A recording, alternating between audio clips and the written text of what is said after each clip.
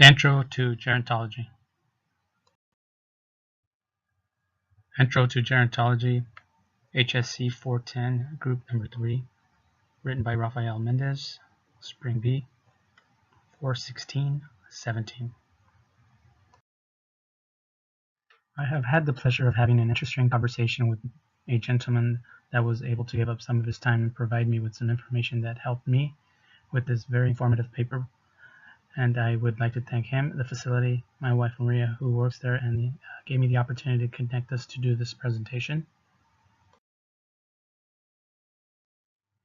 As I entered his room, Dr. Bill Stark looked at me and smiled. I smiled back, and we exchanged pleasantries. His attention as I walked in was on the Dodgers, and we agreed to like the same team. I did not take too long before he proceeded to turn off his game on his phone, and his welcome was quickly accepted, and as I was offered a seat, I sat and I explained why I needed the interview. His understanding made it easier to get down to what needed to be covered. At first I wasn't sure where I was going to begin, as my mind was on asking direct questions, but it would seem rehearsed, and I didn't want it to be very formal. And also I didn't want to make him feel like I just walked in and got what I wanted and just left. So at that point he asked me, what do you want to know? I mentioned that there are points that I need to hit with him, so he asked me if he should just begin with his ancestors. I was thrilled to hear about his ancestors, and that really did break the ice even more because I knew I would enjoy it. Dr. Stark is a male born here in California and is a third-generation Californian. He is of Scottish-English descent with one sister, Pat. He explained how his ancestors arrived here in the States in 1680 and how his grandmother made it out to California in a covered wagon in the late 1800s. His childhood residence was east of Chula Vista in Bonita, California, and he was born on January 25th, 1936. He lived on a farm-like setting with a small group of about 20 cows whom he helped milk at 10 years old. And Dr. Stark found himself working alongside his father, who was an aerospace machinist at the age of 14. He began sweeping and moved up. Eventually he learned how to machine, and that's where he learned and developed his dexterity that would later help him in his career. At an early age, Dr. Stark had health problems. Polio, whom he described as a non-limiting problem, of course until he was older, set his mind up to be a fighter, not physical, but in life.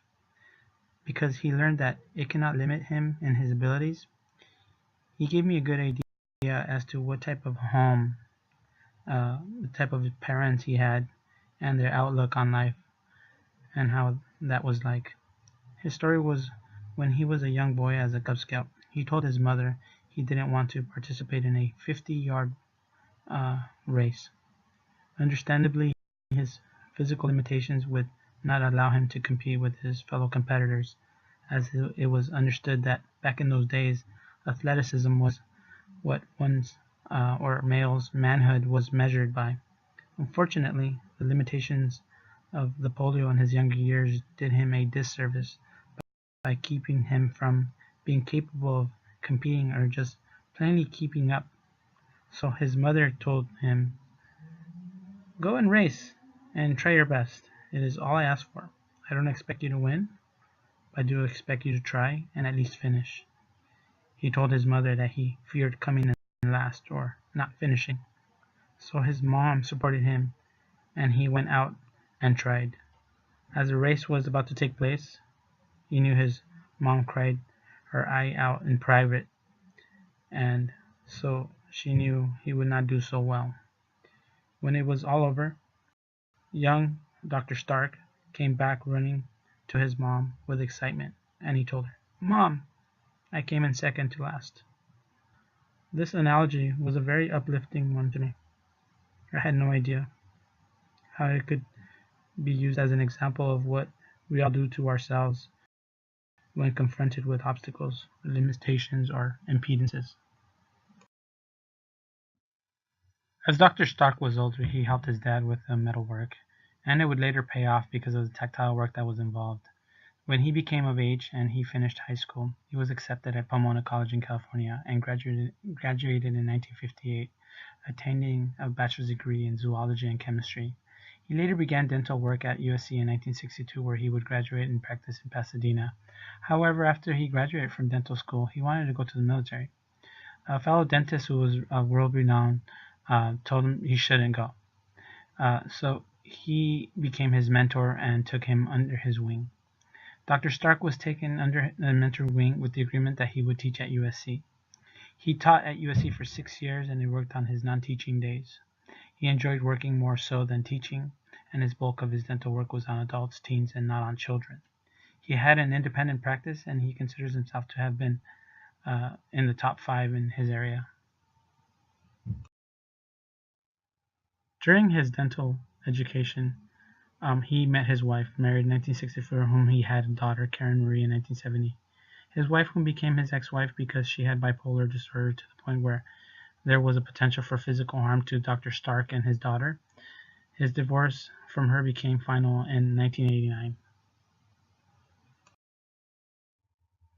His ex-wife at the time moved to San Diego for the remainder of her days, whom eventually died of kidney failure due to lithium because of the disorder medication. And while she lived, Karen Marie moved to San Diego to care for her because of finances, and that is where she resides today, married and has 2 grandchildren.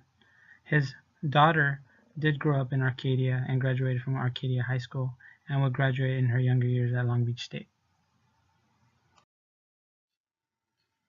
11 years after the divorce, he met his current wife, whom visits frequently.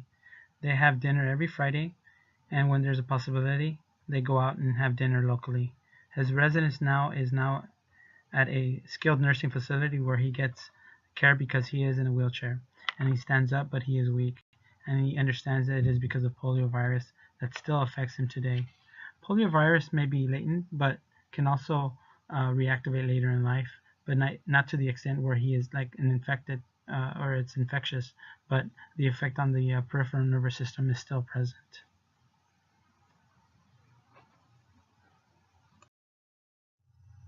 At 72, he acquired pneumonia, and he felt that that was the biggest challenge for him. He said he was so weak that he had a hard time with physical therapy. He was going to be sent to a skilled nursing facility, but he said he felt like he didn't want that. So he promised to do 4 hours of physical therapy every day so he could be up and independent. He mentioned that that was his biggest challenge and that he attributed it to his experience as a kid where he had learned to be a fighter and not to quit. So after that, he got over the hurdle and was independent again. Today he faces the idea that he wants to go home. He wants to be independent. With past experience, he has learned to not be ignorant, and he understands that he must limit himself. The injury that he last suffered, which was the fall, is still causing him pain, but the fighter that he is really trying. He deems himself realistic, and he understands that he may not be going home, but that will not limit him. He knows that if he cannot be independent, he does not want to be a barrier. So he definitely will fight. Continuing to listen and understand how one can become depressed, he keeps himself busy, involving himself in the activities department. He helps coordinate activities that everybody enjoys. He is so proud of the fact that he came up with the idea of a happy hour, of course with the doctor's permission, and the residents have drinks and they all seem very happy. The future involves him and his wife selling his home and moving into a continuing care retirement community. And Dr. Stark likes the idea of being independent, but would like help if he needs it. His plan involves getting better, leaving, and then with the help he gets from his wife, they can move forward. But first things first. It is understandable that finances are important. However, his pension plan and his Social Security limit the resources that are available. His Social Security is a limiting factor and may not contribute much to his plans, as one cannot solely live just on that. Dr. Stark was a philanthropist. He also enjoyed golfing, albacore fishing, and would take trips to Mexico, tropical islands, Canada, Northwest He traveled all of the Northwest, according to him. But his favorite, by far, he's traveled to many tropical islands, and that's his favorite thing to do. And he did all this when he was young. He also says that he likes watching a good baseball game. Dr. Stark is a very well educated on today's technology and handles the smartphone very well. He is in tune with his surroundings, up to date on current issues, and has an overall good sense of humor. He likes to help where he can, and he deems himself not perfect, but a humble person.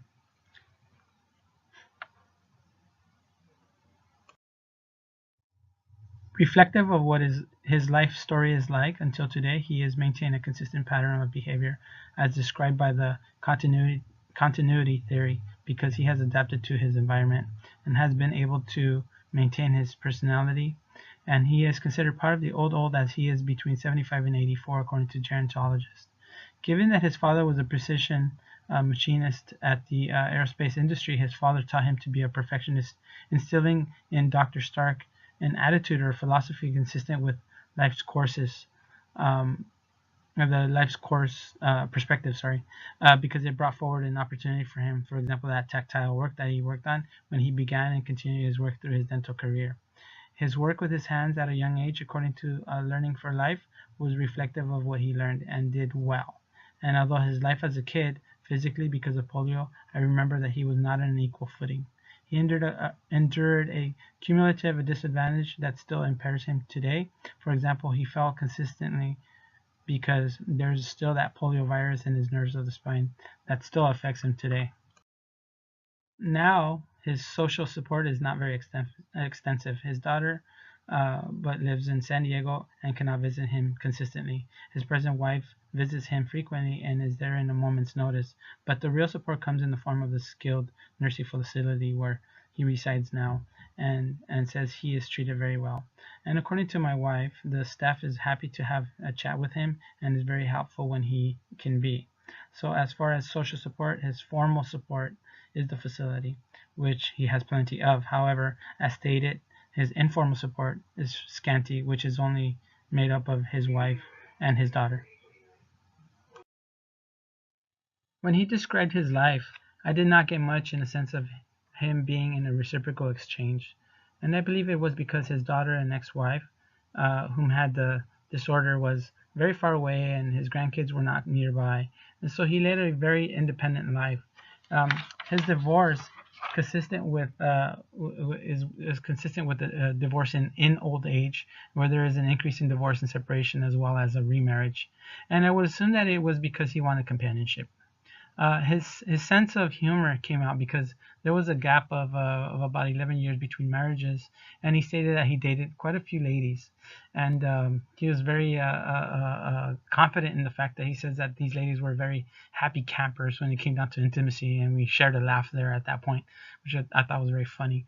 And this is consistent with the fact that companionship, love, loyalty, passion, affirmation are all part of older adult and sexuality, but in this case, he also wanted that physical connection. His current wife, whom was his caregiver, could no longer care for him, being that he fell so many times. So she had to resort to a skilled nursing facility with his agreement, of course, relieving his wife of the primary stressor, uh, which was due to his physical impairment. The caregiver burden was transferred from his wife to the facility where he resides today, but keeping in mind that it was an objective burden where the physical demands were lifting and transferring. However, I am sure that the subjective burden is still present in him, his wife, and his daughter. Productive aging for him was his pride in his dental work because he practiced what he taught to his staff and assistants. He really enjoyed what he did and was very proud to be one of the top dentists in the area. Dr. Stark enjoyed his fishing and golf as his leisure, but furthermore, he took an interest in writing, so he returned to Pasadena City College and took a creative writing class that would later allow him to write a book. Unfortunately, it wasn't published. Nevertheless, he was back in school at an older age, as described by some of those that are in the Rhodes Scholar program, although he was not, but it is consistent with the lifelong learner.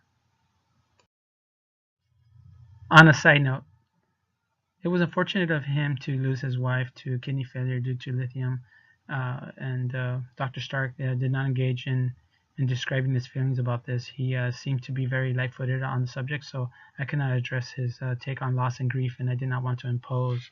But moving on to his abilities today financially, he has expressed that he wants to sell his home when he gets better.